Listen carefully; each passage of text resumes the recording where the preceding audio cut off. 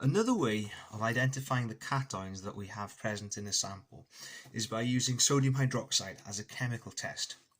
What I've got here is my unknown sample. This time it's in solution, so it's not solid, it's been dissolved in something.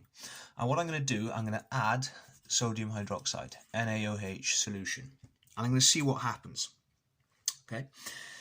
So once I've added the sodium hydroxide solution, I might see a coloured precipitate forms. For example, in this solution here, I might see a green precipitate. Remember that a precipitate is a solid. So I might see a green precipitate form at the bottom of the beaker. Now if I see that, I know that I've got iron 2+ ions in my unknown solution. However, what might happen, instead of seeing a green precipitate, instead when I add the sodium hydroxide to my unknown solution, I might see a brown precipitate form instead. If I see a brown precipitate, that tells me that I've got iron 3+ ions in my unknown solution. But that's not all. We could also see a light blue precipitate form at the bottom of our beaker. And if I see a light blue precipitate form, that tells me that I've got copper 2+ ions. Now, sometimes we don't see a coloured precipitate. What we see instead is just a white precipitate form at the bottom of the beaker. Now that can tell me one of three different things. Firstly, if I keep on adding sodium hydroxide, so in other words, if I add an excess of sodium hydroxide and I see that my precipitate dissolves, then that tells me that I've got aluminium 3+ ions in my mystery unknown solution. Now, there are other possibilities.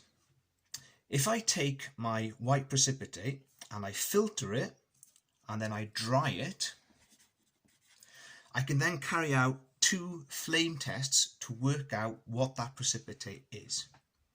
So, I take my precipitate, my white precipitate, filter it and dry it, and then I put it into the blue flame of the Bunsen burner.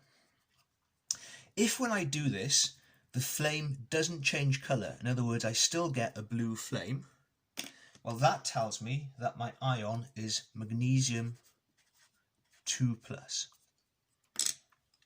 If, on the other hand, when I take my white precipitate and I filter it and then I dry it and then again I put it into the blue flame of the Bunsen burner, but this time I see an orange flame being formed, that tells me that in my mystery solution, my unknown, I've actually got calcium 2+ ions. So we've got the coloured precipitates and then we've got the white precipitate with the dissolution with excess NaOH, and then we've got the 2 flame tests. Now, the final thing that we need to be aware of here is the different equations that are taking place here. I'll give you one example and then I'll let you do some practice on these later on. So, for example, let's take the iron 2+ as an example. Let's say that my unknown sample was FeCl2. So in other words, I've got iron 2+ and 2 chloride ions in my solution. So the reaction would be FeCl2 plus the NaOH